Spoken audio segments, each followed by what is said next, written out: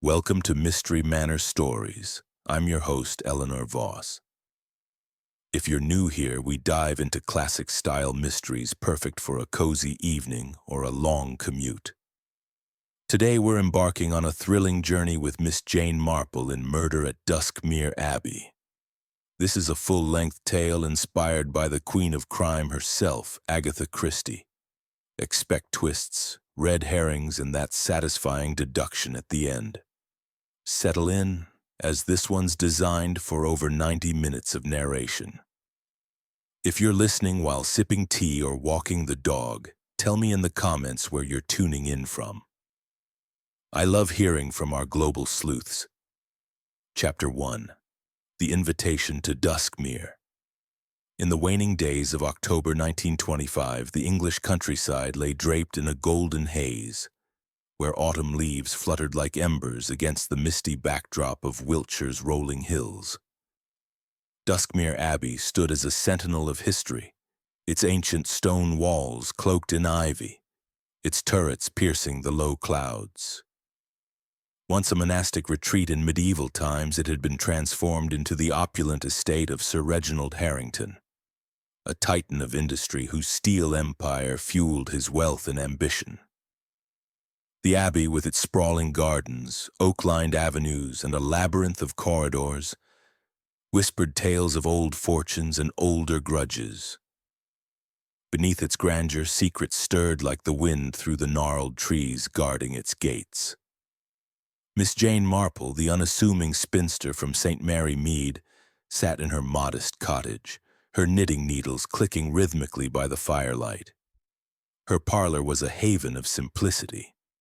A chipped teapot on the table, a vase of late-blooming roses, and shelves lined with well-worn books.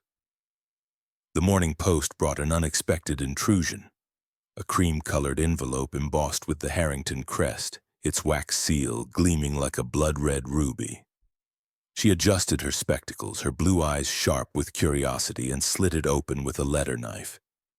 The message, penned in elegant script, read, "My dear Miss Marple, your reputation for keen insight and discretion has reached even Duskmere Abbey.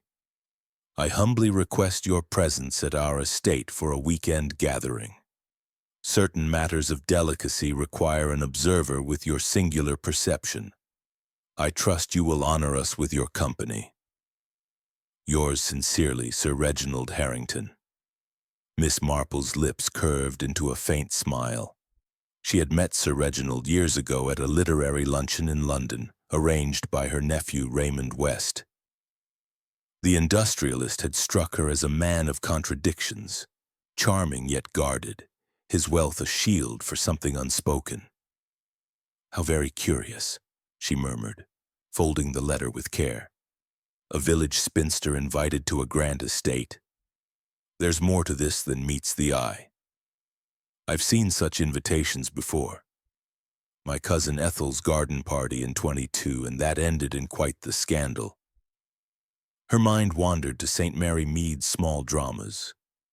The butcher's wife with her wandering eye, the vicar's misplaced collection plate.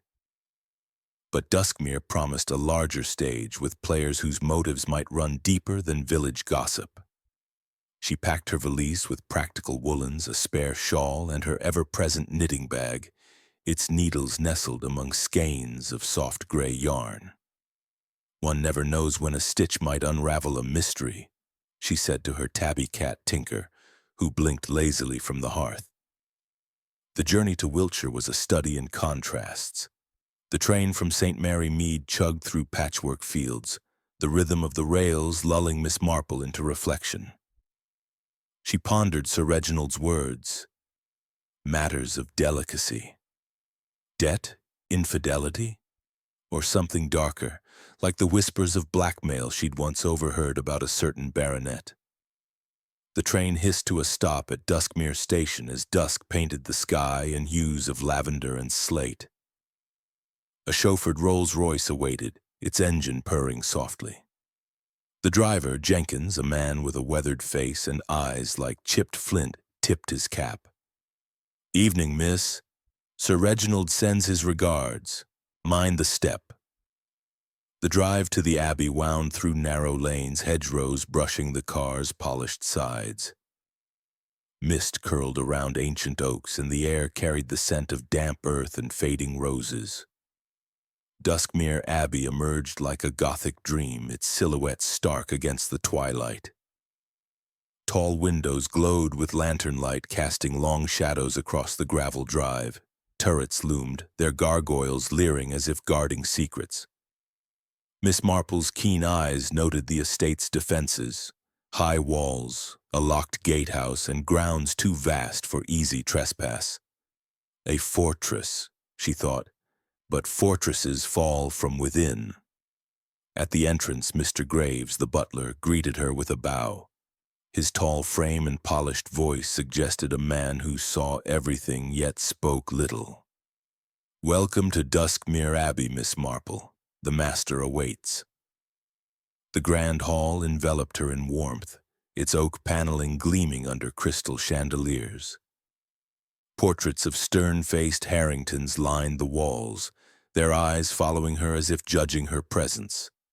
The air held a faint perfume of beeswax, lavender, and something sharper, tension, perhaps. Sir Reginald descended the sweeping staircase, a robust man in his 50s with a neatly trimmed mustache and a tailored dinner jacket. His handshake was firm, but his eyes flickered with unease, like a man who'd glimpsed a shadow in a mirror. "Miss Marple, your arrival is a relief. Allow me to introduce the household.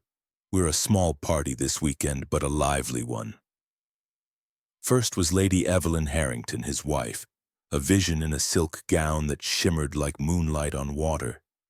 In her 40s, she carried herself with Parisian elegance, but her smile was brittle, her eyes shadowed by sleepless nights.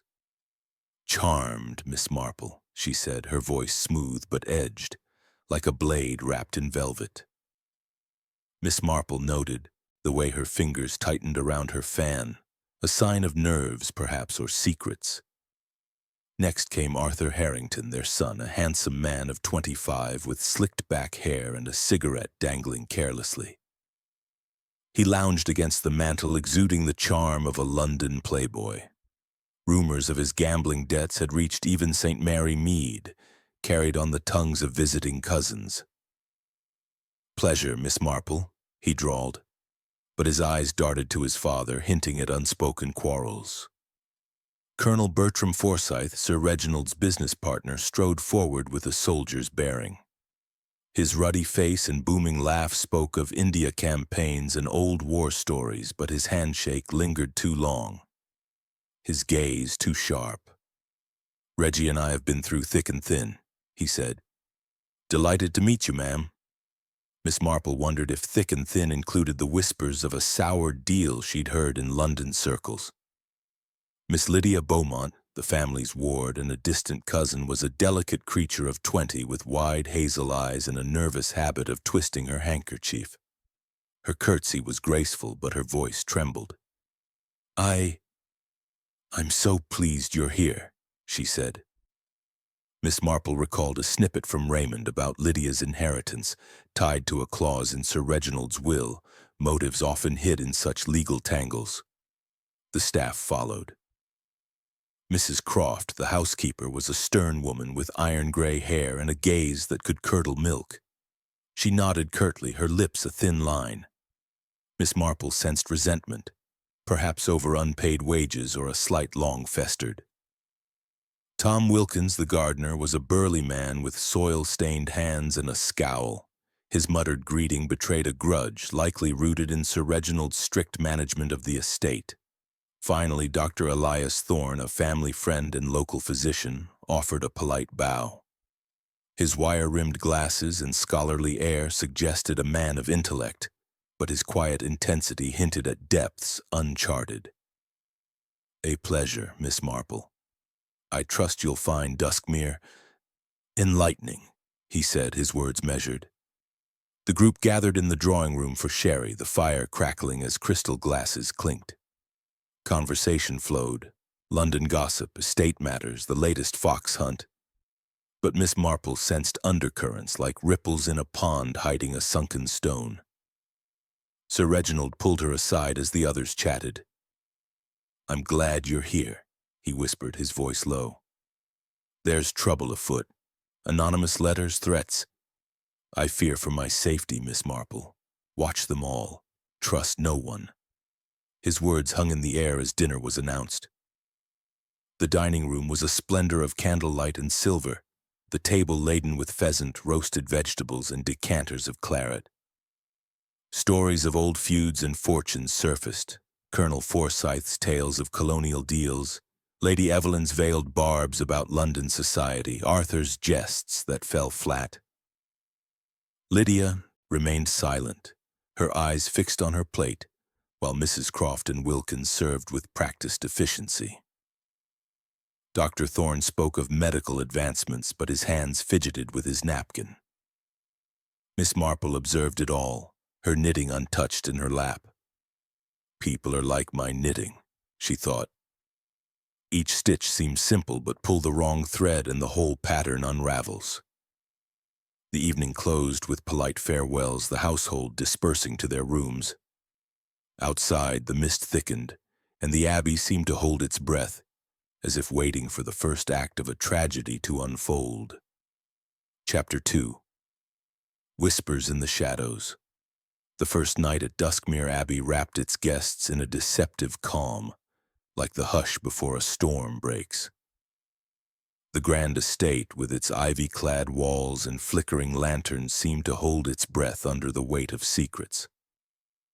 Miss Jane Marple retired to her guest room, a spacious chamber adorned with heavy velvet drapes, a four-poster bed carved with roses, and a hearth where embers glowed softly. From her window, the gardens stretched into darkness, their outlines blurred by a creeping mist that curled like ghostly fingers around the ancient oaks. She sat by the fire, her knitting needles clicking rhythmically, her mind weaving through the day's observations. "People are like my wool," she mused, threading a new skein. "Tangled at first glance, but each knot tells a story if you follow it."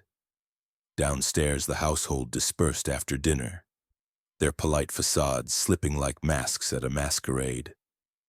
Sir Reginald Harrington, the industrialist whose steel empire funded this opulent retreat, excused himself early, citing a headache. "I'll be in my study," he told Mr. Graves, the butler, his voice strained. The study at the far end of the east wing was his sanctuary. A fortified room with a heavy oak door, a single brass lock, and windows barred with iron and shuttered tight. No secret passages, no hidden panels. The Abbey's medieval bones had been thoroughly modernized. Sir Reginald carried the only key, which he slipped into his pocket as he bid good night. Mr. Graves, ever dutiful, confirmed the house was locked, the staff retired, and the grounds secure. In her boudoir, Lady Evelyn Harrington paced, her silk robe trailing like a spectre. The candlelight caught the lines of strain on her face, betraying sleepless nights. Her marriage to Sir Reginald was a gilded cage. His rumored infidelities, whispered about in London salons, stung her pride, and the terms of their marriage settlement left her vulnerable. Divorce would strip her of wealth, leaving only her title and a tarnished reputation. "He'll pay one way or another," she murmured, pausing by her vanity, where a vial of laudanum glinted.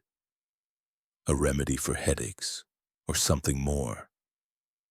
Arthur Harrington, the heir apparent, lingered in his room, the air thick with cigarette smoke. His boyish charm masked a growing desperation. Gambling debts had piled high in London's less savory clubs, and Sir Reginald's refusal to settle them had sparked fiery rows. Rifling through his desk, Arthur uncovered a letter from a creditor, its tone sharp. Payment by month's end or consequences. He crumpled it, muttering, "If only the old man would hurry up and die." His inheritance, he knew, would clear his slate, but only if his father's will remained unchanged. Colonel Bertram Forsyth, Sir Reginald's business partner, stood on the terrace, defying the gathering chill. His cigar glowed as rain began to patter, each puff a defiance of the night. A recent deal had soured, with Sir Reginald accusing him of siphoning funds from their joint ventures in India. The Colonel's military pension was meager. His stake in Harrington's empire was his lifeline. "Reggie's grown soft," he growled, flicking ash into the wind. "Thinks he can cut me out." A motive perhaps rooted in greed or betrayal. Miss Lydia Beaumont, the family's ward, wandered the darkened halls in her nightgown, her bare feet silent on the cold stone. Her delicate features were taut with worry, her handkerchief twisted into knots. As Sir Reginald's distant cousin, she stood to inherit a modest fortune, provided he died before her impending marriage to a penniless artist, a union kept secret from the household. The will's clause was clear. Marriage would void her claim. "If only I could tell him," she whispered, pausing by a portrait of a stern Harrington ancestor. Her steps faltered near the east wing, where the study's door loomed, locked and silent. Mrs. Croft, the housekeeper, sat in the servants' quarters, her stern face softened by lamplight as she sipped tea with Tom Wilkins, the gardener.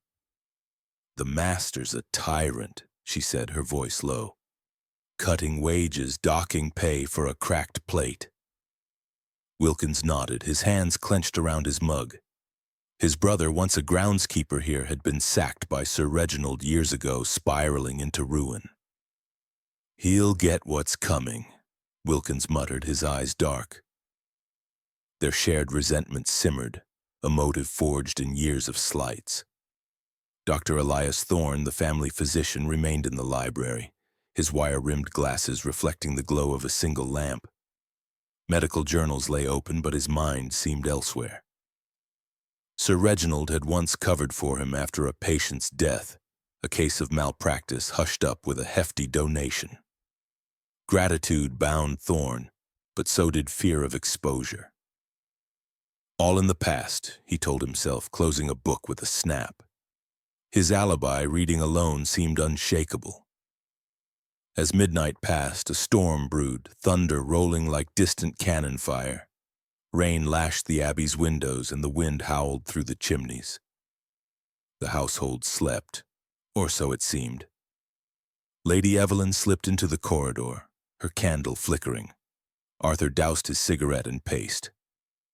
Colonel Forsyth retired, his boots leaving muddy prints. Lydia returned to her room, her heart racing. The staff quarters grew quiet, save for the creak of floorboards. At 2:30, a scream shattered the silence, piercing the Abbey's heavy air. It came from the east wing, where Lady Evelyn, claiming insomnia, had gone to check on her husband. She stood before the study door, her face pale as moonlight, her hands trembling. "Reginald!" she cried, pounding the oak. Mr. Graves, roused from his quarters, joined her, his nightshirt hastily tucked. The door was locked from within, the key still in the lock on the inside, no way to turn it from without. "We must get in," Lady Evelyn gasped, her voice breaking. Graves fetched a heavy candelabrum and, with Arthur's help, battered the door until the lock gave way. The study revealed a scene of horror. Sir Reginald slumped over his mahogany desk. A dagger from his own collection plunged deep into his back. Blood pooled on the blotter, staining papers scattered in disarray. The windows were sealed, their bars untouched, the shutters bolted. No footprints marred the thick carpet, no other weapon lay nearby. A half-smoked cigar smoldered in an ashtray, its scent acrid. On the desk, a cryptic note in unfamiliar script read, "The past catches up." The household poured in, drawn by the commotion. Arthur swore, his face ashen. "Murder!" he choked out, stumbling back. Colonel Forsyth gripped the doorframe, his cigar forgotten. Lydia clutched her handkerchief, tears welling. Mrs. Croft and Wilkins hovered at the threshold, their faces unreadable. Dr. Thorne pushed through, kneeling by the body, his fingers probing for a pulse. "He's gone," he said quietly, his voice steady but his hands unsteady. Miss Marple, roused by the scream, arrived last, her shawl clutched over her nightdress. Her eyes swept the room with the calm precision of a seamstress measuring cloth. The locked door, the barred windows, the untouched carpet. This was no ordinary crime. An impossible murder, she murmured, her voice soft as the rustle of her knitting. She noted the cigar's odd smell, the note's deliberate placement, the dagger's ornate handle. Curious, she said to herself. Very curious indeed. Lady Evelyn collapsed into a chair, sobbing. Who could have done this? The door was locked. Arthur paced, muttering about enemies. Colonel Forsyth barked, "Nonsense, no one could get in or out." Lydia whispered prayers while Mrs. Croft and Wilkins exchanged glances. Dr. Thorne stood wiping his glasses, his face a mask of professional calm. Miss Marple stepped closer to the desk, her gaze lingering on the note. "The past catches up," she read aloud, her tone thoughtful. "I wonder whose past and how fast it ran." The room fell silent, the weight of her words settling like dust. Outside, the storm raged on, as if echoing the turmoil within Duskmere Abbey's walls. Chapter 3. The Arrival of Authority. Morning broke over Duskmere Abbey with a reluctant sun, its light filtering through stained glass windows to cast kaleidoscopic patterns on the polished floors. The grandeur of the estate, its oak-paneled halls, crystal chandeliers, and portraits of stern Harrington ancestors felt muted under the weight of tragedy. Sir Reginald's murder in the locked study had transformed the Abbey into a stage for suspicion, each guest and servant a player in a drama yet to unfold. Miss Jane Marple, seated in a corner of the drawing-room, observed the household with her usual quiet precision. Her knitting needles clicking like a metronome. Her shawl draped over her shoulders, she resembled a harmless village spinster, but her blue eyes missed nothing. The local constable, Inspector Harold Craddock, arrived by mid-morning, his boots crunching on the gravel drive. A portly man with a walrus mustache and a tendency to bluster, he was accompanied by Sergeant Mills, a wiry young officer with a notebook clutched like a shield. A frantic telegram from Mr. Graves, the butler, had summoned them, and Craddock surveyed the scene with the confidence of a man who preferred simple explanations. "Locked room, you say?" he boomed, adjusting his cap as he stood in the grand hall. "Sounds like suicide to me. Man locks himself in, does the deed. End of story." His words echoed off the stone walls, but Miss Marple's lips pursed slightly, her needles pausing. "Suicide, Inspector," she said softly. "I think you'll find human nature rarely so tidy." The household gathered in the drawing-room, a cavernous space with velvet curtains and a roaring fire that did little to warm the chill of fear. Lady Evelyn Harrington sat rigidly, her silk morning dress accentuating her pallor. Her tears had dried, but her hands twisted a lace handkerchief, betraying nerves. Arthur Harrington paced by the fireplace, his cigarette smoke curling like a question mark. Colonel Bertram Forsyth stood with military stiffness, his ruddy face set in a scowl.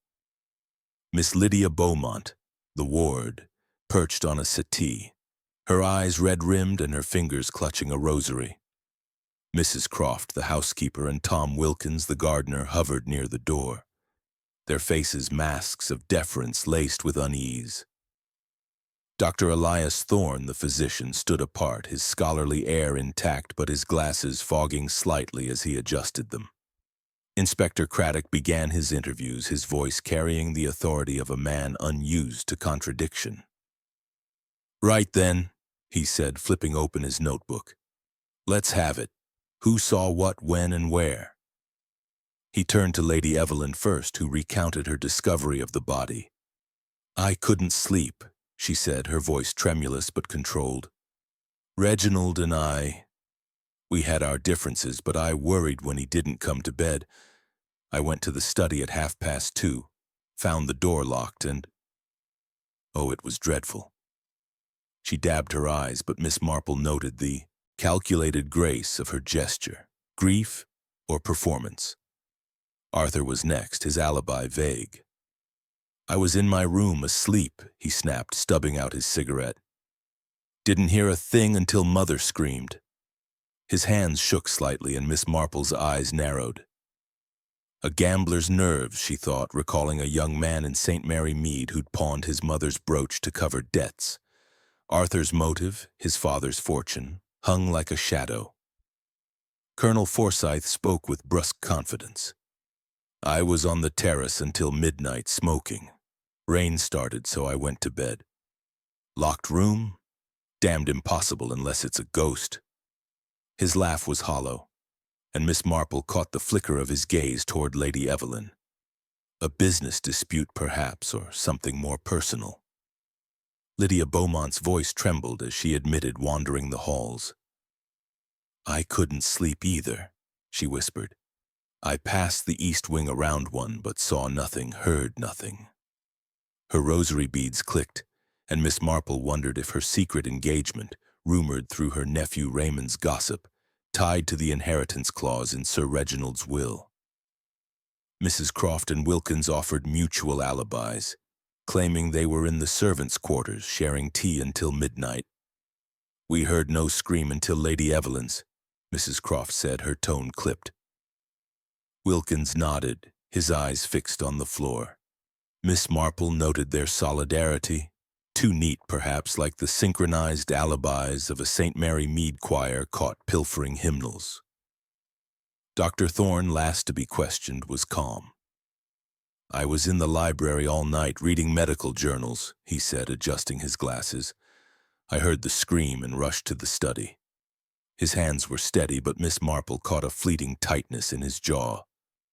A man used to precision, she thought, but what did he hide beneath that scholarly facade? Craddock moved to the study where Sir Reginald's body still lay, now covered with a sheet. Dr. Thorne, doubling as coroner in the absence of another, examined the body under the inspector's watchful eye.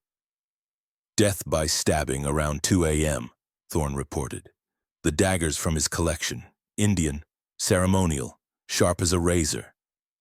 The handle bore no fingerprints but Sir Reginald's, suggesting it had been wiped clean. The windows remained bolted, the carpet pristine, the key still in the lock inside. Craddock scratched his head. "No one could have got in or out. Suicide, I say." Miss Marple, permitted to observe, stepped delicately into the study. The room was a fortress. Oak door, barred windows, no chimney wide enough for entry. Papers lay scattered, business contracts, a will draft, a ledger hinting at debts. The cigar in the ashtray gave off an odd, acrid scent, not entirely tobacco. The note, "The past catches up," was written in block letters, ink fresh but smudged. "Inspector," Miss Marple said gently, "might I suggest testing that cigar?" "And the note, whose past do you suppose?" Craddock grunted, dismissing her as a meddling spinster, but instructed Mills to bag both.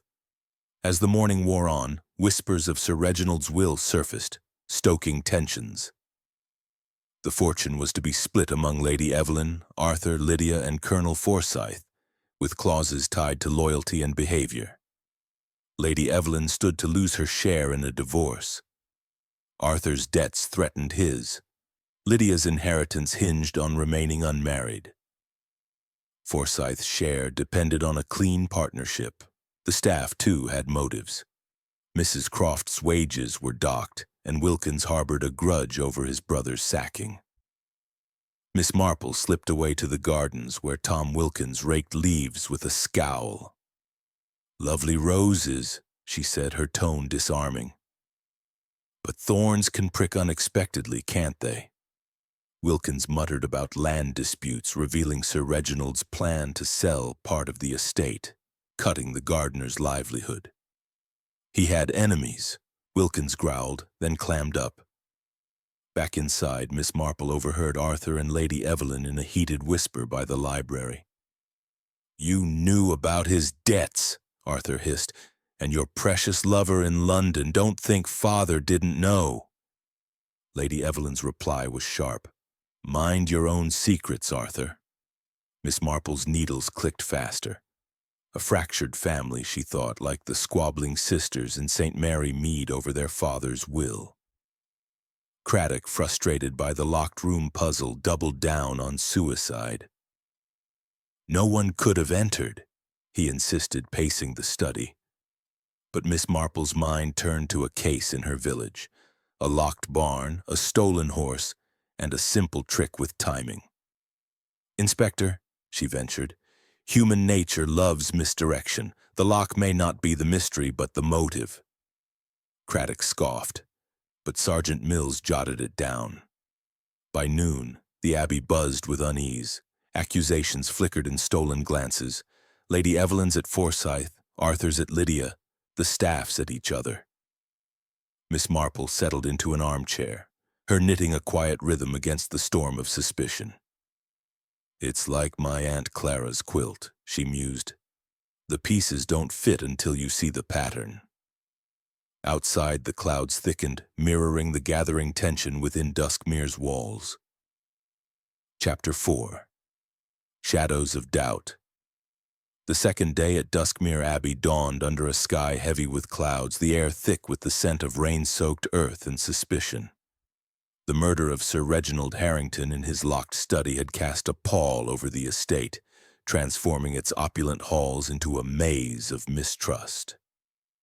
Miss Jane Marple, seated in the conservatory with her knitting, observed the household through the glass panes where hothouse orchids bloomed in defiance of the gloom. Her needles moved with steady precision, but her mind was a whirl of connections, piecing together the fragments of the previous night's horror. "It's like my neighbor Mrs. Clement's embroidery," she thought. "One wrong stitch and the whole design phrase." Inspector Craddock, undeterred by the locked room mystery, continued his investigation with dogged determination, though his theory of suicide was beginning to falter. Sergeant Mills trailed him, notebook in hand, as they combed the study once more. Miss Marple, granted permission to observe, followed quietly, her shawl draped over her shoulders like a cloak of invisibility. The study remained as it was, the oak door's lock intact, the barred windows unbreached, the carpet pristine save for a faint trail of ash near the desks. Not from the cigar, she noted, but something finer like incense. "Curious," she murmured, bending to examine it. "Not tobacco, I think. Perhaps a clue or a clever distraction?" Craddock, oblivious to her musings, focused on the physical evidence. The dagger, an ornate Indian blade from Sir Reginald's collection, bore only his fingerprints, suggesting a wipe down. The note, "The past catches up," was penned in block letters, its ink smudged as if written in haste. The cigar, now in a police bag, gave off an odd, acrid scent that Dr. Thorne, the physician, identified as laced with a mild sedative. "Not enough to kill," he said, adjusting his glasses. "But it might have dulled his senses." Miss Marple's eyes flickered. A drugged cigar could point to premeditation, but by whom? The inspector's interviews resumed in the drawing room, where the household gathered like actors awaiting their cues. Lady Evelyn Harrington, her mourning dress impeccable, spoke of her husband's enemies in London. Rival industrialists, perhaps, though none were present.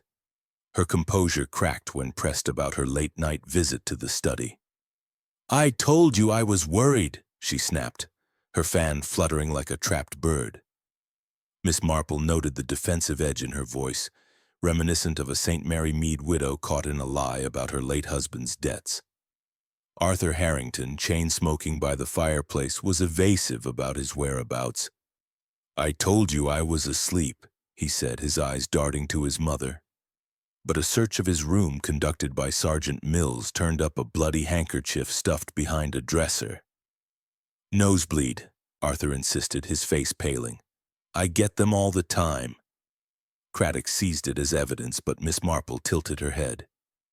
"A nosebleed in October?" she thought.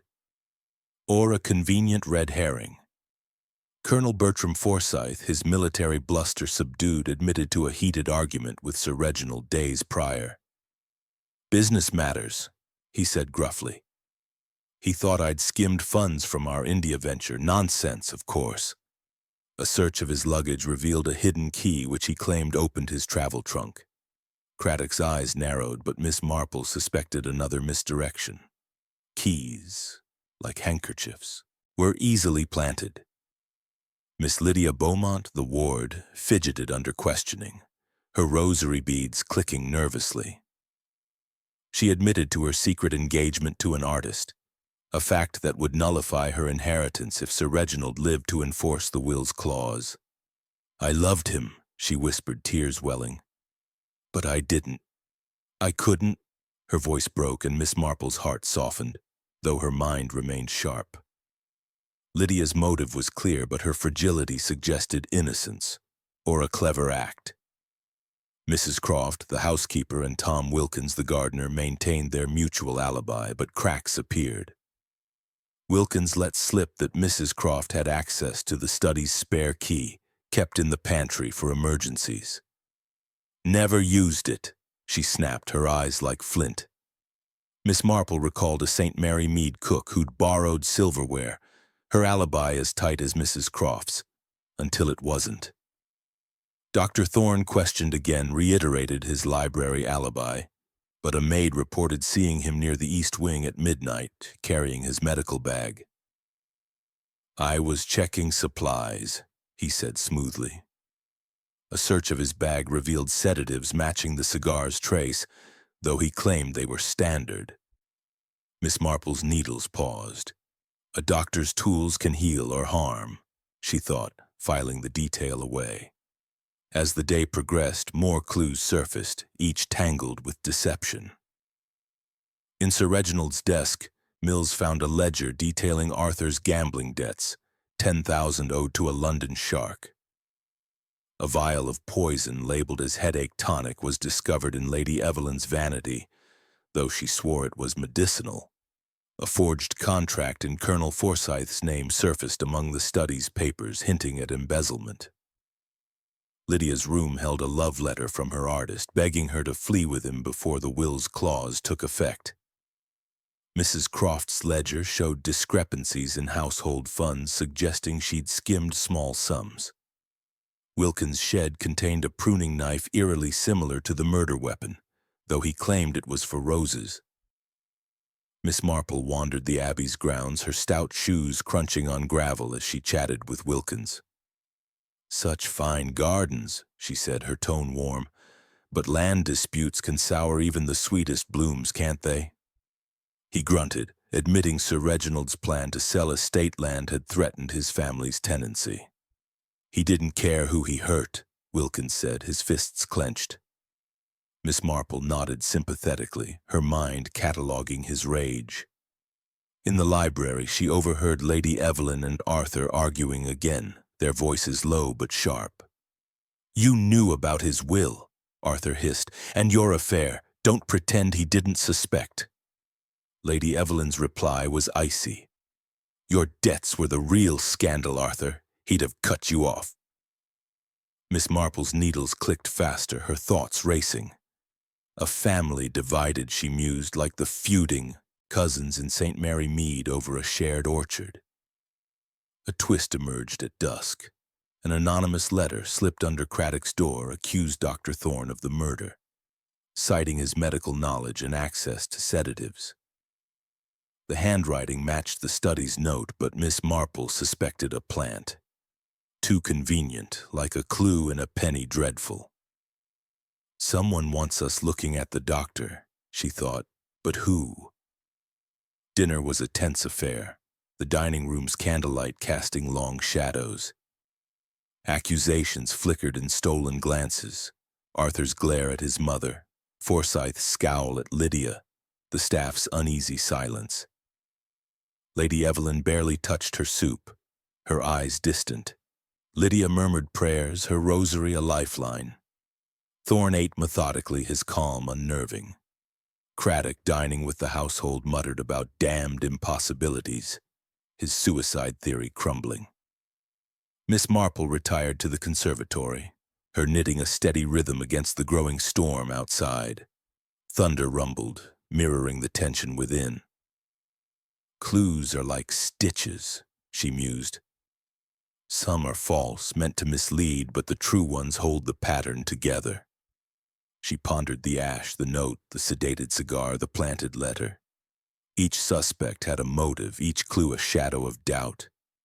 But one thread she sensed would unravel the truth if only she could find it. Chapter 5. Unraveling Threads. The third day at Duskmere Abbey dawned with a restless energy, the Wiltshire sky bruised with clouds that promised another storm. The murder of Sir Reginald Harrington in his locked study had woven a web of suspicion, ensnaring the household in a tangle of motives and misdirection. Miss Jane Marple, seated in the conservatory with her knitting, watched raindrops patter against the glass, her needles moving with the steady rhythm of a clock. The orchids around her bloomed defiantly, but the air held a chill that no fire could dispel. "It's like my cousin Fanny's tapestry," she thought, her blue eyes sharp behind her spectacles. "Too many colors at first, but the pattern emerges if you're patient." Inspector Craddock, his confidence shaken by the mounting evidence against his suicide theory, doubled down on his investigation. Sergeant Mills, ever diligent, followed with his notebook while the household moved like pieces on a chessboard, each step calculated yet fraught with tension. The study remained sealed, its locked door and barred windows a puzzle that defied logic. The faint ash trail, the drugged cigar, the cryptic note, "The past catches up," all pointed to a killer within, but how? The morning brought a shock. Craddock arrested Tom Wilkins, the gardener, on circumstantial evidence. The pruning knife in his shed, eerily similar to the murder weapon, and his outspoken grudge against Sir Reginald over land disputes made him an easy target. "You were near the East Wing that night," Craddock barked, cuffing Wilkins in the grand hall. "The Isle," Gardner's face darkened, his voice low. "I didn't do it, but you won't listen." Miss Marple, observing from a nearby armchair, shook her head. "Too obvious, Inspector," she said softly. "The real killer rarely leaves such a clear trail. Look deeper." Craddock scoffed, dismissing her as a meddling spinster, but Sergeant Mills scribbled her words. Miss Marple's mind turned to the Abbey's layout, seeking a flaw in the locked room mystery. She recalled a St. Mary Mead case, a stolen bicycle in a locked shed solved by a forgotten skylight. Could there be a hidden entry? She wandered to the kitchen where Mrs. Croft was polishing silver with a scowl. "Such a fine old house," Miss Marple said, her tone disarming. "Any old passages or dumbwaiters, perhaps?" Mrs. Croft's eyes narrowed. "None that work. There's a dumbwaiter to the study, but it's been sealed for years. Too small for a man, anyway." Miss Marple nodded, filing away the detail. A sealed dumbwaiter was no help, but it was another red herring like the handkerchief in Arthur's room or the poison vial in Lady Evelyn's vanity. A new twist emerged at noon. Miss Lydia Beaumont, trembling in the library, confessed to forging a letter to Sir Reginald, begging him to approve her marriage to her artist lover. "I thought if he agreed, I'd keep my inheritance," she sobbed, her rosary beads slipping through her fingers. "But he refused, said I'd get nothing if I wed." Her confession shifted suspicion. She had motive and opportunity wandering the halls that night, but Miss Marple sensed a distraction. "A forgery, not a murder," she murmured, poor child caught in her own net. Colonel Bertram Forsyth, meanwhile, revealed a darker secret during a tense interview with Craddock. "Reginald was blackmailing me," he admitted, his ruddy face flushed. "He had evidence. Letters from my time in India, questionable deals during the war. He threatened to expose me unless I signed over my share of the business." The confession painted Forsyth as a desperate man, his military pride at stake. Miss Marple, listening from her corner, recalled a St. Mary Mead grocer blackmailed over a petty theft. Desperation bred rash acts. Lady Evelyn, over tea in the drawing-room, broke under Miss Marple's gentle probing. "You've lost much, my dear," Miss Marple said, her voice warm as she poured. "Grief takes many forms." Lady Evelyn's composure shattered, tears spilling. I had a lover in London," she whispered. "Reginald knew, threatened to ruin me, but I swear I didn't kill him." Her affair, long rumored, was now confirmed, but Miss Marple wondered if her tears were for love or guilt. Arthur Harrington, absent for much of the morning, sparked alarm when he vanished after breakfast. Craddock, suspecting flight, sent Mills to search the grounds. Arthur returned by luncheon, claiming he'd visited a village pub to clear his head. The barman corroborated his story, but Miss Marple noted the mud on his boots, fresh despite no rain since dawn. A curious walk, she thought, or a cover for something else. Dr. Elias Thorne's calm facade wavered when Craddock pressed him about the sedatives in his bag, matching the cigar's trace. "Standard for my practice," Thorne insisted, but his glasses slipped, betraying nerves. A maid's testimony placed him near the East Wing at midnight, contradicting his library alibi. "I was checking supplies," he repeated, but Miss Marple caught the slight tremor in his voice. A doctor's precision could craft a murder, she thought, like the chemist in St. Mary Mead who'd tampered with the prescription. Mid-afternoon brought another complication. A second anonymous letter, slipped under Craddock's door, accused Lady Evelyn of poisoning Sir Reginald before the stabbing. The handwriting matched the first note, but tests on the body found no poison. "Another distraction," Miss Marple mused, her needles clicking. "Someone wants us chasing shadows." She wandered the study again, with Craddock's grudging permission, and noticed a faint scratch on the window frame, barely visible but fresh. A ladder, perhaps? But the ground below was sodden with no ladder marks. Another red herring or a clue overlooked? The household's tensions boiled over at dinner, served in the dining room under the watchful eyes of Harrington ancestors' portraits. Arthur accused Colonel Forsyth of betrayal, his voice sharp. "You wanted father's share, admit it." Forsyth slammed his fist on the table, rattling crystal. "And you wanted his money to pay your debts." Lady Evelyn, pale, snapped at both. "Enough! You're tearing us apart." Lydia wept silently while Mrs. Croft served with a scowl, whispering to Wilkins. Thorne ate quietly, his eyes darting to the door. Miss Marple, seated at the table's end, observed the fray like a conductor watching a discordant orchestra. "Motive is the melody," she thought, "but the rhythm is off." She recalled the ash trail, incense, not tobacco, suggesting a ritual or distraction. The note's smudged ink hinted at a left-handed writer, ruling out Arthur, who was right-handed. The cigar's sedative pointed to premeditation, but whose? Thorne's medical bag, Lady Evelyn's vial, or another source? As night fell, a storm gathered, thunder rumbling like a warning. Miss Marple retired to the conservatory, her knitting a steady companion. She pondered the locked door. A misdirection, she was certain. "It's like my Aunt Matilda's locked parlor," she mused. The key wasn't the answer, timing was. The killer had planned the locked room to baffle, but human nature, she knew, was the true key. Someone had slipped through the cracks, not of the room, but of the household's fragile trust. By bedtime, Craddock released Wilkins, admitting the evidence was too weak. The gardener's scowl deepened, but he said nothing. Lydia's confession cleared her of murder, but not suspicion. Forsyth's blackmail revelation hung heavy, as did Lady Evelyn's affair. Arthur's muddy boots and Thorne's shaky alibi added to the tangle. Miss Marple tucked her knitting away, her mind alight with possibilities. The truth is there, she thought, like a loose stitch waiting to be pulled. Chapter 6. The web tightens. The fourth day at Duskmere Abbey broke with a tentative sun, its rays piercing the clouds to cast fleeting light on the estate's ivy-clad walls.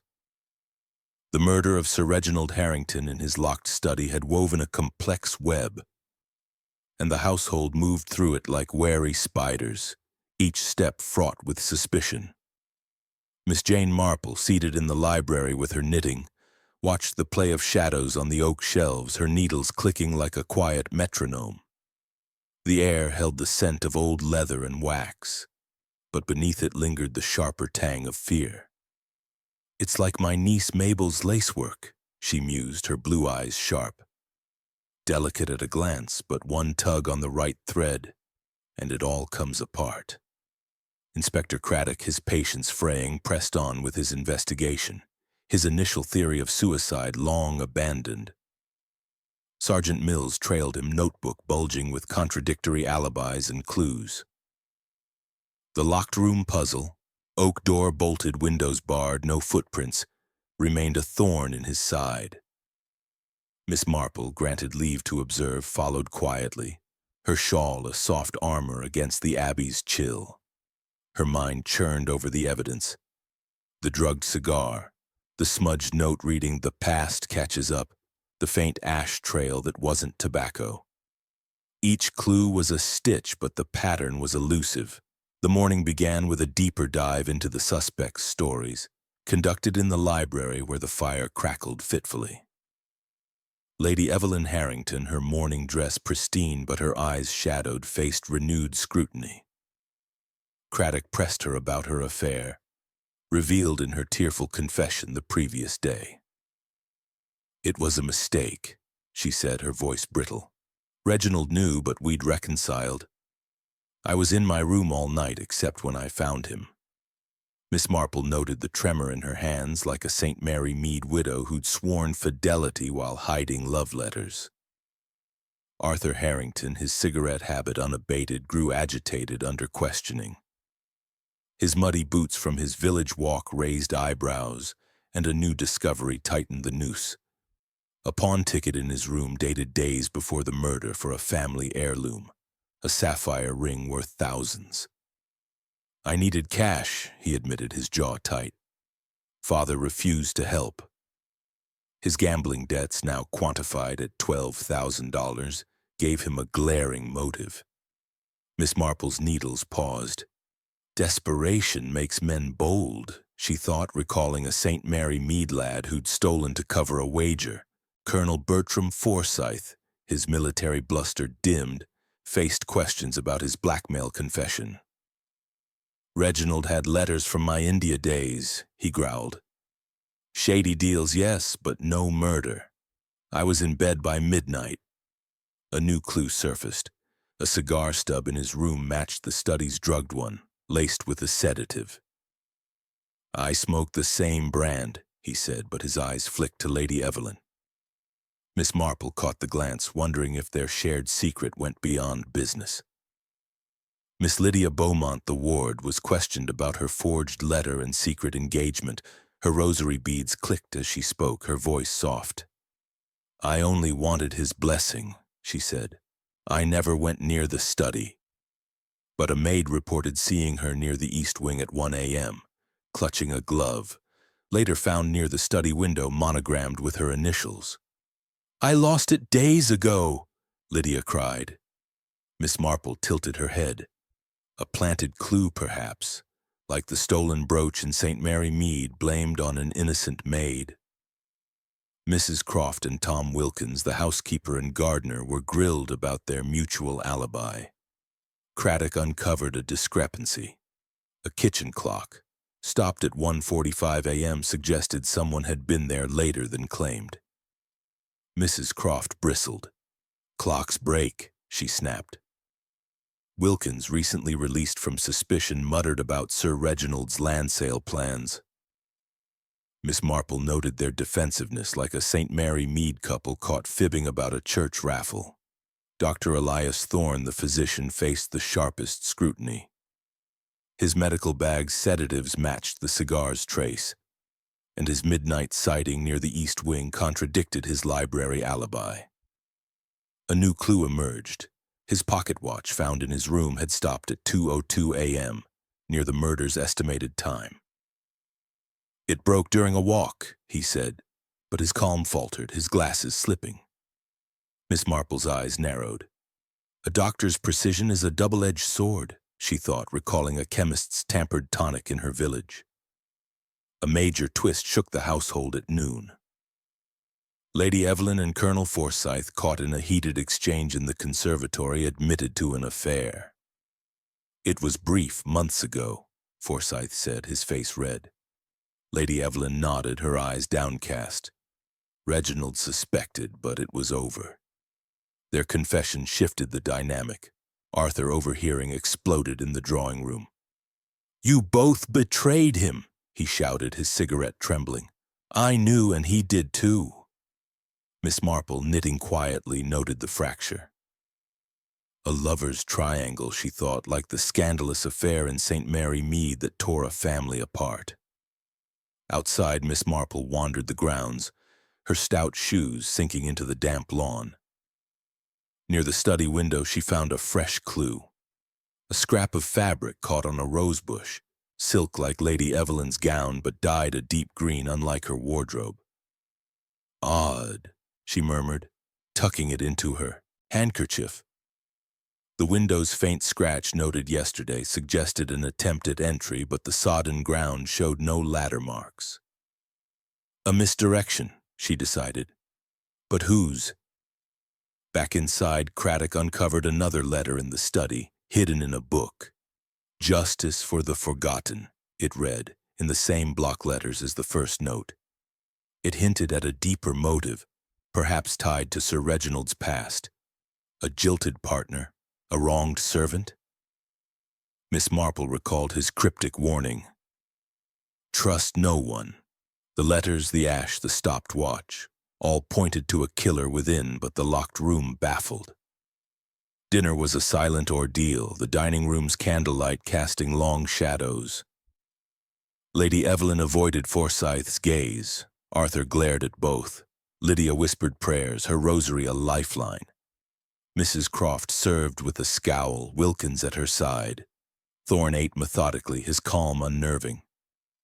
Craddock, dining with them, muttered about impossible crimes.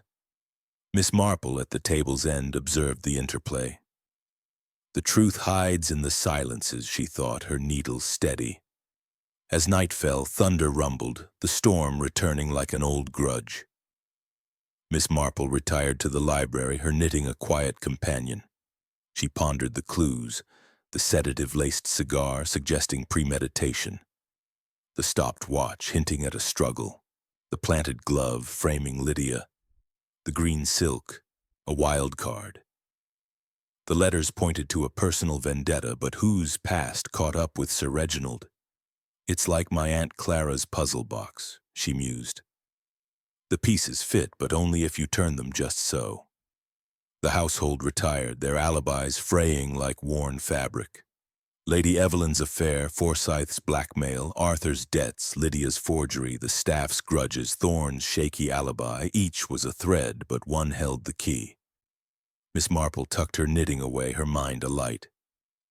The killer planned the lock to deceive, she thought, but human nature betrays them. The web was tightening, and the truth was close, if only she could find the final stitch. Chapter 7, Hidden Truths. The 5th day at Duskmere Abbey dawned with a deceptive calm, the storm clouds parting to reveal a pale sun that cast long shadows across the estate's ivy-clad walls. The murder of Sir Reginald Harrington in his locked study had transformed the grand manor into a crucible of suspicion, where every glance carried a question, and every word a potential lie. Miss Jane Marple, seated in the conservatory with her knitting, watched the light play on the glass panes, her needles moving with the steady rhythm of a pendulum. The air was thick with the scent of damp earth and hothouse orchids, but beneath it lingered the sharp edge of fear. "It's like my cousin Beatrice's cross-stitch," she mused, her blue eyes keen behind her spectacles. The pattern seems clear, but the true design hides in the threads beneath. Inspector Craddock, his deceit, patience worn thin by the locked room conundrum, pressed forward with a mix of frustration and determination. Sergeant Mills, his notebook now a jumble of conflicting alibis and clues, trailed him like a shadow. The study remained a fortress of mystery, the oak doors lock unbroken, the barred windows secure, the carpet free of footprints save for that faint ash trail. Incense, not tobacco, Miss Marple was certain. The drugged cigar, the smudged note reading "The past catches up," and the second note, "Justice for the forgotten," pointed to a killer with a personal vendetta. But the mechanics of the crime baffled all. The morning's interrogations held in the library's somber glow peeled back new layers of deceit. Mrs. Croft, the housekeeper, faced renewed scrutiny over the kitchen clock stopped at 1:45 a.m., contradicting her alibi with Tom Wilkins. Under Craddock's relentless questioning, she admitted to skimming household funds, small sums she claimed to cover medical bills for her ailing sister. "Sir Reginald knew," she said, her stern face crumpling. "He threatened to sack me, but I didn't kill him." Miss Marple, knitting quietly, noted the desperation in her voice. Like a St. Mary Mead seamstress caught pilfering thread but innocent of greater crimes. Tom Wilkins, the gardener, was questioned about his grudge over the estate's land sale. "He was selling my family's plot," he growled, his hands calloused from years of toil. "My brother lost everything when Reginald sacked him, drove him to ruin." His confession of a heated argument with Sir Reginald days before the murder painted him as volatile, but Miss Marple sensed his anger was raw, not calculated. Passion can blind, she thought, but murder requires a colder heart. A fresh clue emerged. A groundskeeper found a discarded glove near the study window, not Lydia's monogrammed one, but a plain leather one, smelling faintly of chemicals. Miss Marple examined it, her fingers tracing the stitching. "A gardener's glove, perhaps," she murmured, "or a doctor's." The chemical scent suggested disinfectant, pointing to Dr. Thorne, whose medical bag held similar odors. Craddock seized the glove, but Miss Marple suspected another plant, like the forged letter accusing Thorne. Dr. Elias Thorne, under renewed pressure, faltered when confronted about his stopped watch. 2:02 a.m., the murder's estimated time. "It broke during a fall," he insisted, but his glasses slipped, betraying nerves. A new discovery tightened the noose. A vial in his bag, labeled as a sedative, matched the cigar's trace but was stronger than he'd admitted, enough to render Sir Reginald unconscious. "I used it for patience," Thorne said, his voice tight. Miss Marple's needles paused. A doctor's tools can be weapons, she thought, recalling a St. Mary Mead apothecary whose mistake had nearly killed a patient. Lady Evelyn Harrington, her composure fraying, faced questions about her affair with Colonel Forsyth. "It was a mistake, long over," she said, her fan motionless. But a maid's testimony placed her near the east wing at 1:30 a.m., not in her boudoir as claimed. "I was restless," she said, her eyes avoiding Forsyth's. Miss Marple noted the lie like a St. Mary Mead matron caught sneaking to a lover's tryst. Colonel Forsyth, his military pride wounded, admitted to burning incriminating letters from his India days found charred in his room's fireplace. "Reginald was blackmailing me," he said. "But murder? I'd sooner face a court-martial." His cigar stub, matching the studies, suggested a connection, but Miss Marple wondered if it was too neat, like a staged clue in a village mystery. Arthur Harrington, his gambling debts a glaring motive, faced scrutiny over the pawn ticket for the sapphire ring. A new twist emerged. A banknote in his room, dated the day of the murder, showed an anonymous payment of $5,000 toward his debts. "I don't know who sent it," he stammered, his cigarette trembling. Miss Marple's eyes narrowed.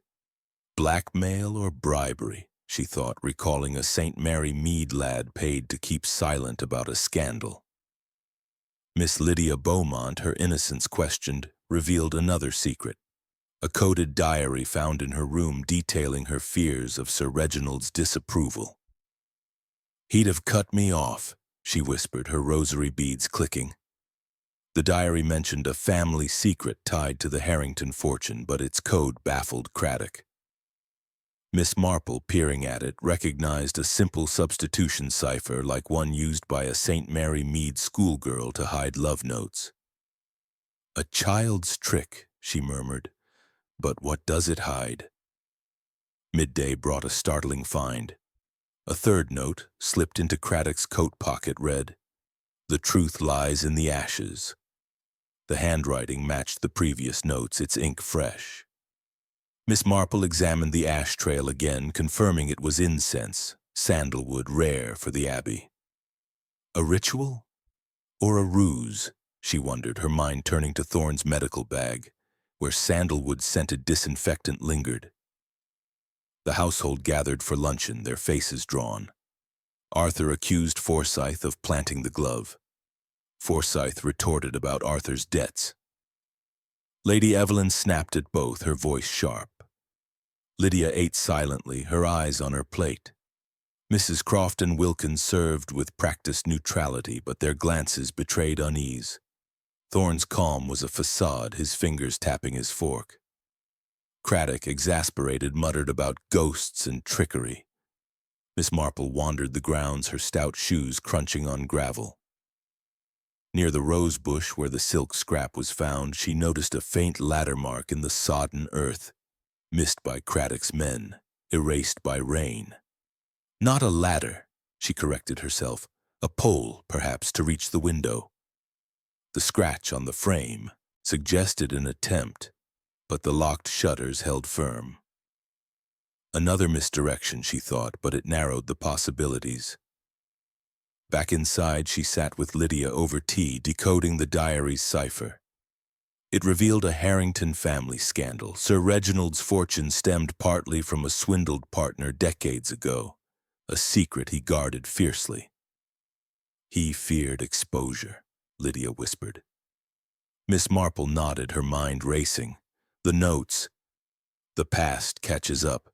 Justice for the forgotten," pointed to vengeance, but whose? As dusk fell, thunder rumbled, the storm returning like a persistent ghost. Miss Marple retired to the library, her knitting a steady companion. She pondered the clues: the incense ash, the stopped watch, the chemical-scented glove, the coded diary, the anonymous payment.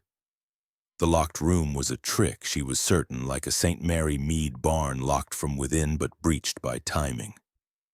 The killer used the lock to confuse, she thought, but their motive betrays them.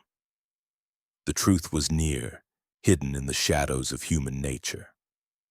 Chapter 8. The Breaking Point. The sixth day at Duskmere Abbey unfolded under a sky heavy with menace, the air thick with the promise of a storm that mirrored the turmoil within.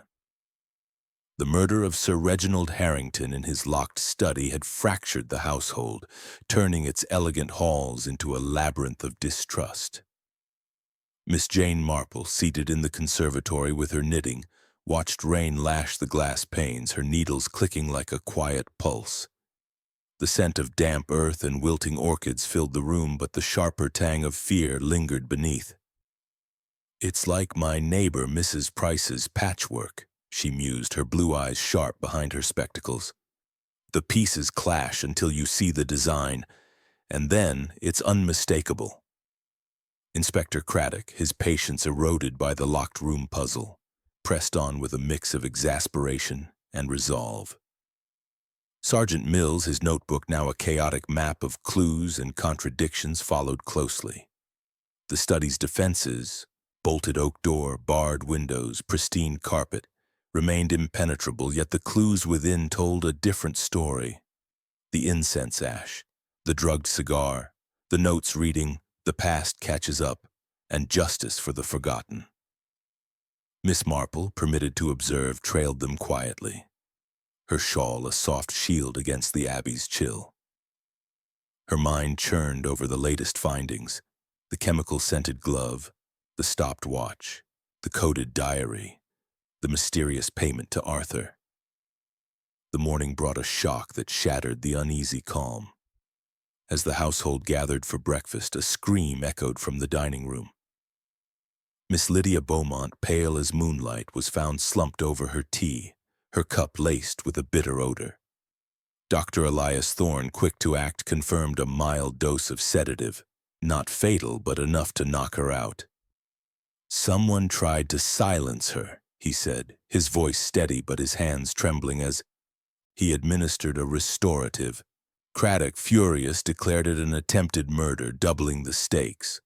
Miss Marple, hovering nearby, noted the timing. A desperate act, she thought, like the poisoned jam at St. Mary Mead's fate, meant to distract, not kill. The household assembled in the drawing room, their faces drawn with paranoia. Craddock interrogated each suspect about the tea. Lady Evelyn Harrington, her morning dress creased from restless nights, swore she'd been in her boudoir. "I wouldn't harm Lydia," she said, her fan snapping shut. But her affair with Colonel Forsyth, now public, cast doubt on her sincerity. Miss Marple caught the flicker of guilt in her eyes like a St. Mary Mead matron caught in a scandal. Arthur Harrington, his cigarette smoke curling, claimed he'd been in the billiard room alone. His anonymous $5,000 payment uncovered yesterday fueled suspicion. "I don't know who sent it," he repeated, his voice sharp. A new clue emerged, a receipt in his pocket for a London chemist, dated days before the murder, listing sedatives. "For headaches," he snapped, but Miss Marple's needles paused. Headaches or something darker, she wondered, recalling a St. Mary Mead lad who'd bought rat poison under false pretenses. Colonel Forsyth, his military bluster fading, admitted to handling sedatives during his India days, used to calm shell-shocked soldiers. "But I didn't touch Lydia's tea," he barked. A search of his room revealed a hidden vial, empty but smelling of the same chemical as the glove. "Old supplies," he said, his ruddy face paling. Miss Marple noted his unease like a St. Mary Mead veteran caught hiding stolen medals. Mrs. Croft and Tom Wilkins, questioned again, stuck to their alibi. But a maid reported seeing Mrs. Croft near the kitchen at dawn, where the tea was prepared. "I was checking stores," she said, her stern face tight. Wilkins, silent, clenched his fists, his grudge against Sir Reginald still raw. Miss Marple sensed their alliance fraying like a St. Mary Mead couple whose shared lie unraveled under scrutiny. Dr. Thorne, under intense pressure, faced questions about his medical bag, which held sedatives matching both the cigar and Lydia's tea. His stopped watch, 2:02 a.m., remained a damning clue. "I told you it broke," he said, his scholarly calm cracking. A new discovery tightened the net. A medical journal in his room bookmarked at an article on euthanasia with notes in his hand about mercy. Miss Marple's eyes narrowed. Mercy can mask murder, she thought, recalling a St. Mary Mead nurse who'd helped a patient to rest. Midday brought another twist. A groundskeeper found a bloody knife buried in the garden, its blade matching the study's dagger. Tests showed the blood was animal, likely a rabbit. But its discovery near Wilkins's shed reignited suspicion. "Planted!" Wilkins roared, his face red. Craddock, skeptical, bagged it, but Miss Marple saw another red herring. "Someone wants us chasing the obvious," she mused, like the stolen silver in St. Mary Mead, blamed on the wrong maid. Miss Marple wandered the grounds, her stout shoes sinking into the damp lawn. Near the study window, she re-examined the faint pole mark in the earth, now blurred by rain. The green silk scrap found earlier matched nothing in the household's wardrobe, suggesting an outsider or a clever disguise. She returned to the library where Lydia, recovered but shaken, shared more from her decoded diary. It hinted at a swindled partner from Sir Reginald's youth, a man named Edward Vance, whose ruin fueled the Harrington fortune. "He vowed revenge," Lydia whispered. Miss Marple nodded, the notes, "Justice for the Forgotten," echoing in her mind. Was Vance connected to someone here? The afternoon saw tensions boil over. In the drawing room, Arthur accused Lady Evelyn of orchestrating the tea incident to deflect suspicion. "You and Forsyth planned it," he shouted. Lady Evelyn slapped him, her composure shattered. "How dare you?" Forsyth intervened, his fist raised, only for Craddock to separate them. Lydia wept, clinging to her rosary while Mrs. Croft and Wilkins watched in silence. Thorne, standing apart, adjusted his glasses, his calm unnerving. Miss Marple, knitting quietly, observed the chaos. "It's like my Aunt Clara's card game," she thought. "Everyone hides their hand, but one player holds the trump." She revisited the study with Craddock's grudging permission and noticed a faint burn mark on the desk near the cigar. "Incense, not a spark," she murmured, confirming the sandalwood scent. The note's left-handed script ruled out Arthur and Forsyth, but Thorne and Lady Evelyn were possibilities. The chemical glove pointed to Thorne, but its placement felt staged. Dinner was a grim affair, the dining room's candlelight casting eerie shadows. Lady Evelyn barely ate, her eyes distant. Arthur chain-smoked, his glare fixed on Forsyth. Lydia murmured prayers, her hands trembling. Mrs. Croft served with a scowl, Wilkins at her side. Thorne's methodical eating belied his nervous glances. Craddock, dining with them, muttered about damned conspiracies. Miss Marple, at the table's end, pieced together the puzzle. The sedative, the glove, the notes, the diary. The locked room was a trick, she was certain, like a St. Mary Mead barn locked from within but breached by cunning. As night fell, the storm broke, thunder shaking the abbey's walls. A power outage plunged the house into darkness, candles flickering like ghosts. Miss Marple retired to the conservatory, her knitting a steady companion. The killer, she sensed, was panicking. Lydia's poisoning was a reckless move. "They're unraveling," she thought, "like a badly knit scarf." The truth was close, hidden in the interplay of motive and opportunity. One final piece, she knew, would reveal the pattern. Chapter 9. The Revelation. The seventh day at Duskmere Abbey dawned with a fragile stillness, the storm's remnants leaving the estate cloaked in a damp, silvery mist. The murder of Sir Reginald Harrington in his locked study had woven a tapestry of deceit, its threads tightening around the household with each passing hour. Miss Jane Marple, seated in the drawing-room with her knitting, watched the firelight dance on the oak paneling, her needles clicking like a quiet heartbeat. The air carried the faint scent of beeswax and tension, the grandeur of the abbey now a backdrop for a drama nearing its end. "It's like my Aunt Matilda's jigsaw puzzle," she mused, her blue eyes gleaming behind her spectacles. The last piece is always there, hiding in plain sight. Inspector Craddock, his confidence battered by the locked room conundrum, gathered the household for a final reckoning. Sergeant Mills stood by, his notebook a chronicle of tangled clues. The drugged cigar, the incense ash, the notes. The past catches up, and justice for the forgotten. The chemical-scented glove, the stopped watch, the coded diary, the study's defenses, bolted door, barred windows, pristine carpet, remained impenetrable, yet Miss Marple sensed the solution was near. Human nature, she thought, is the key that unlocks even the tightest room. The household assembled in the drawing-room, their faces etched with dread. Lady Evelyn Harrington, her mourning dress crumpled, sat rigidly, her fan motionless. Arthur Harrington, chain-smoking, leaned against the mantel, his eyes darting. Colonel Bertram Forsyth, his military bluster faded, stood with arms crossed. Miss Lydia Beaumont, clutching her rosary, seemed a ghost of herself. Mrs. Croft and Tom Wilkins hovered near the door, their deference masking unease. Dr. Elias Thorne, his scholarly calm fraying, adjusted his glasses repeatedly. Craddock paced, his voice heavy. Someone in this room is a killer, he said, and I'll have the truth today. Miss Marple rose, her shawl draped like a mantle of authority.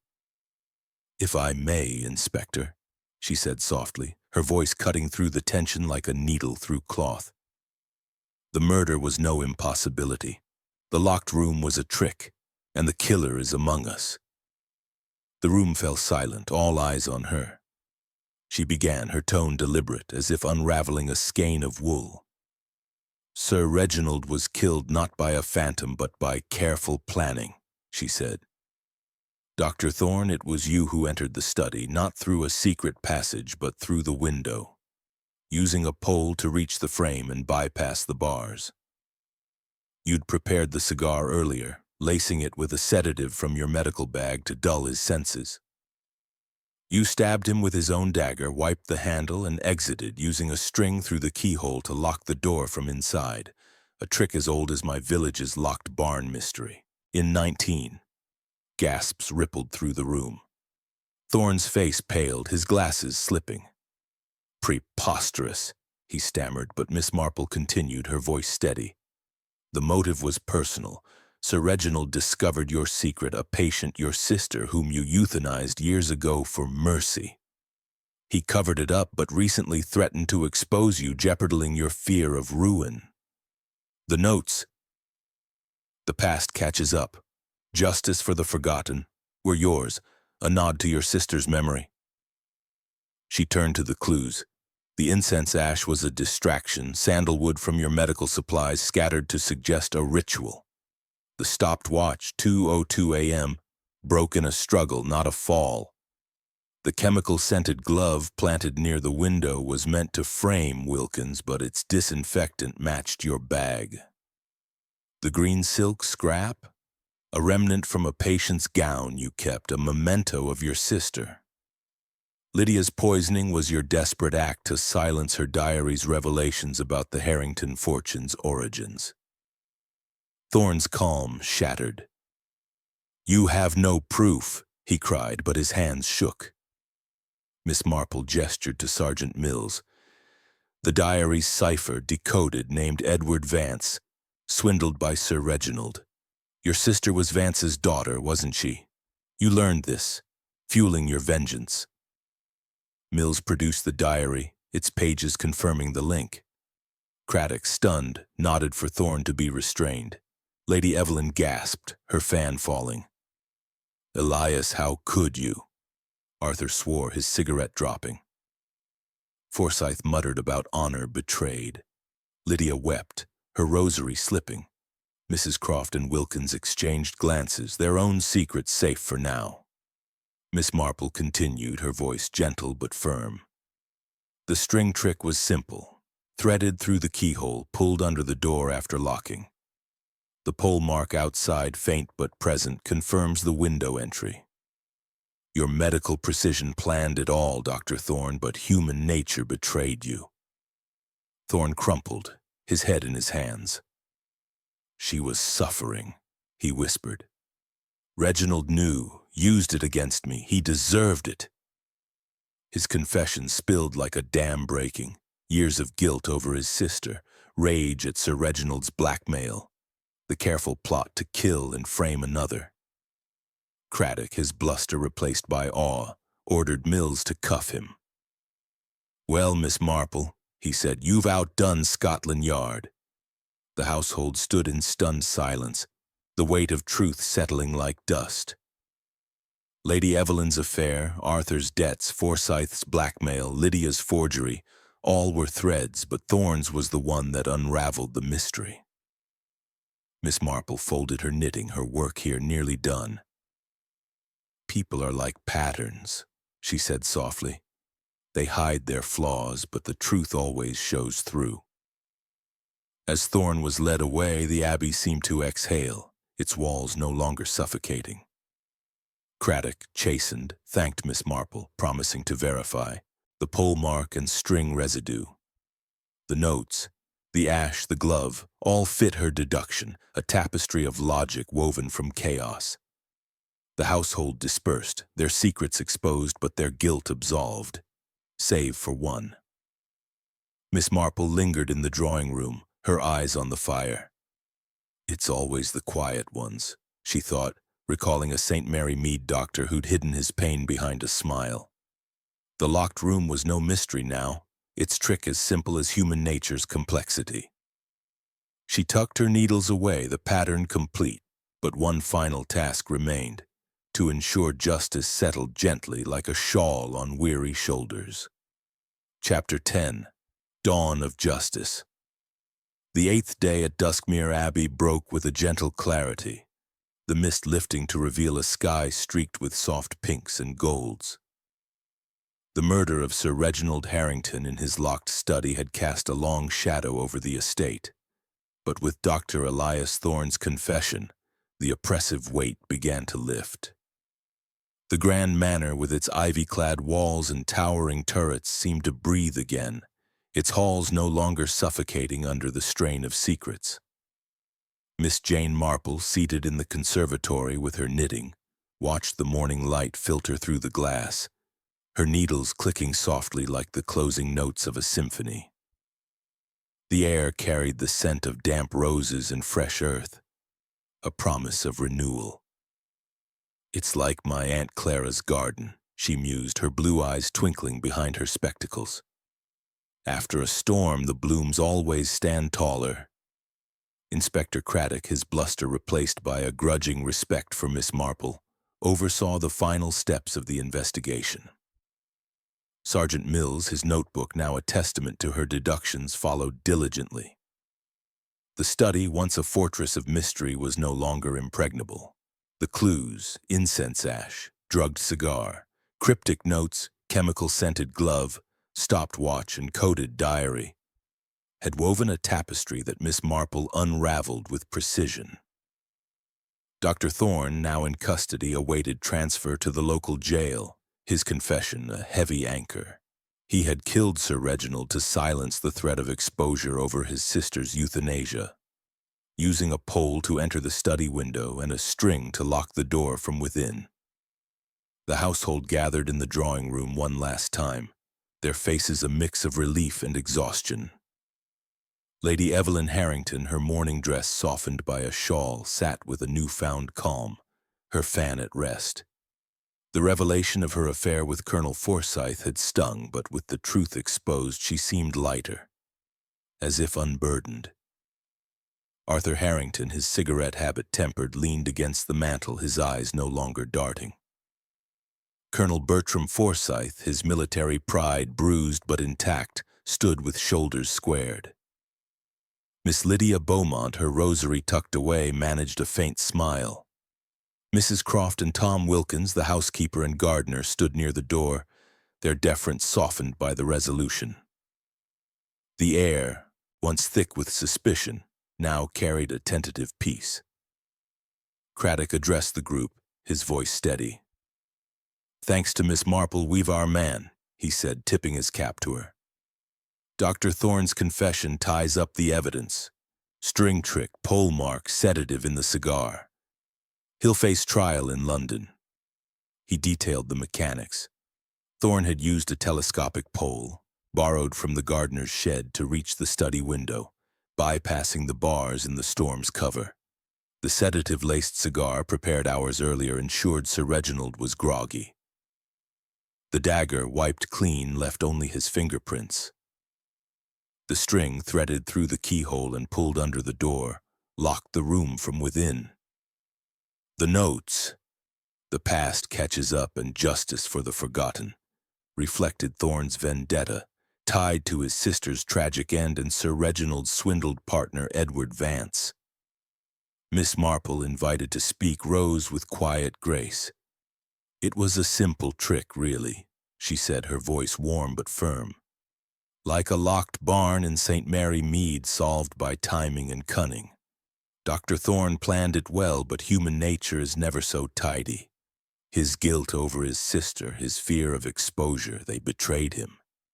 She gestured to the clues: the sandalwood ash, a distraction from his medical supplies; the glove, planted to frame Wilkins; the green silk, a relic of his sister's gown; the stopped watch, broken in a brief struggle. The diary, she added, nodding to Lydia, gave us the final piece. Edward Vance's ruin linked to Thorne's family. Lady Evelyn spoke, her voice soft. I never imagined Elias capable of this. Her affair, she admitted, had strained her marriage, but Sir Reginald's forgiveness had begun to heal it. Arthur, clearing his throat, confessed to his gambling debts but swore to reform. The anonymous 5,000 payment, a mystery he vowed to unravel. Forsyth, his blackmail fears laid bare, pledged to settle his India debts honorably. Lydia, her engagement now public, smiled shyly. Her inheritance secure with Sir Reginald's death. Mrs. Croft and Wilkins, their minor sins exposed, agreed to repay their skimmed funds, their jobs spared. Miss Marple, her knitting complete, a soft gray scarf, folded it neatly. People are like patterns, she said to Craddock. They hide their flaws, but the truth always shows through. She recalled a St. Mary Mead doctor, kind but broken, whose secrets had unraveled in a similar way. Justice, she added, is not just punishment but understanding. As Thorne was led away, the Abbey sighed in relief. Craddock's men confirmed the pole mark and string residue, sealing the case. The will read that afternoon divided Sir Reginald's fortune fairly. Lady Evelyn retained her share. Arthur's debts were covered with a trust. Lydia's inheritance was freed and Forsyth's partnership was preserved. The staff, chastened, returned to their duties, the Abbey's rhythm restored. Miss Marple prepared to depart, her valise packed with her woolens and scarf. Lady Evelyn thanked her, tears in her eyes. You've saved us, Miss Marple. Arthur shook her hand, his grip firm. Forsyth saluted, a soldier's respect.